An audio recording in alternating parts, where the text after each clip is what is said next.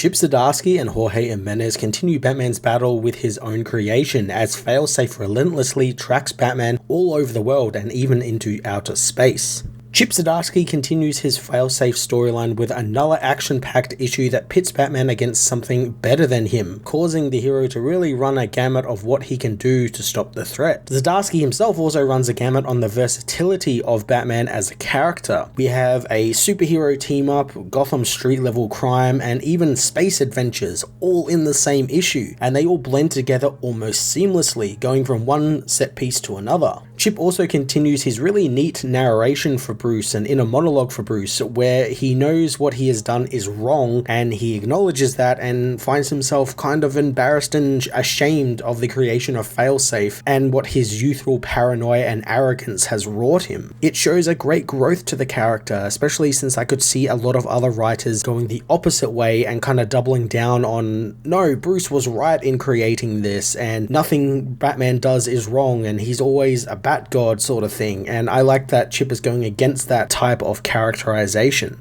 Jorge Jimenez again does some brilliant artwork for the book with lots of variety in the action and locations. I really love the purples and reds he uses for Failsafe, and it works well against the blues, blacks and greys of Batman, and even the brighter blues and yellows and golds of Aquaman when we see him in Atlantis. Batman issue 129 was another cool installment to the Failsafe storyline, exploring the versatility of Batman as a character as Zdarsky takes the story into some fun locations and areas within the DC universe. I'm going to give this issue a 10 out of 10.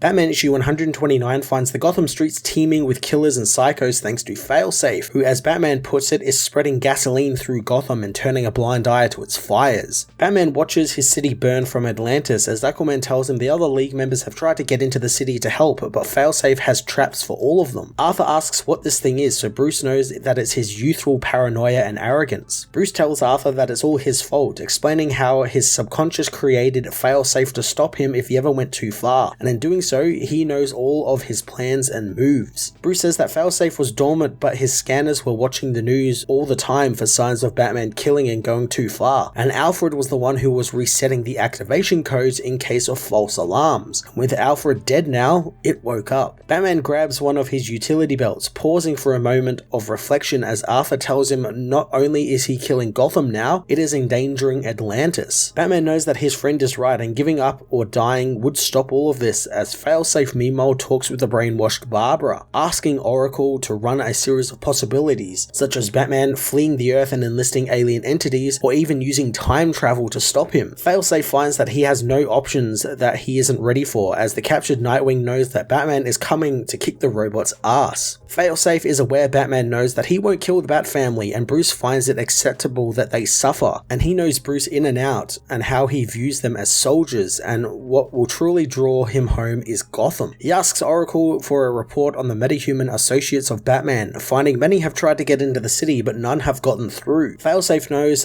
of the metahumans, Arthur Curry hasn't surfaced near Gotham as Aquaman rallies his soldiers, telling them that Failsafe will seem like nothing to them, but they are not to underestimate him. One of his men balk at the idea of protecting a human, so Arthur confronts him, asking the man how many times he saved Earth, since if he asked Batman that same question, he would have to wait until Batman tallied up the figures. Arthur leaves for his armory, equipping himself with some armor, and he notices that the quarters have been breached as Failsafe attacks, stabbing him in the chest with white-hot knives, grabbing the King of Atlantis and using him as a shield as he confronts his soldiers, demanding to know where Batman is or he'll pierce Arthur's chest and kill him. A soldier says that he is in the royal quarters, showing the robot the stasis tube Batman was healing in. Bruce had anticipated all of this and is long gone, heading to the watchtower, which he hopes will buy him enough time to figure out a way to stop Failsafe before he is done destroying all of the teleporters to the station. Suddenly, Batman finds one of Failsafe's ships en route, calling for the computers to destroy it. The base opens fire, destroying the jet, but Failsafe survives, blowing his way into the base as warnings sound about the breach, trying to seal it. Batman heads to the League armory memory, grabbing one of the rifles as Failsafe begins to hunt him. Batman powers up the 3 quadrillion watts of new Genesis steel and energy, firing the rifle and hitting Failsafe square in the back, but it doesn't take him down. Batman notes though that it got through the first outer casing of his armor, just as he had hoped. The robot blows up the gun as Batman tries to grapple away, calling for airlock 10 to be opened. Failsafe thinks that he's not fast enough, but suddenly is sucked out of the watchtower. With the extra 30 seconds that bought him, Batman races to the last teleportation unit, reminding himself to follow the plan. Failsafe returns, telling Batman that he cannot escape, but realizes that Bruce has reverse engineered the teleportation tube so that everything outside of the tube in the room is zapped away instead. Failsafe ends up at the Hall of Justice as Bruce is blown out into space, surviving only thanks to the oxygen mask on his suit. He calls for a javelin to pick him up, but he finds that Failsafe trashed them all before finding him, leaving Bruce to fall towards Earth in the cold vacuum of space.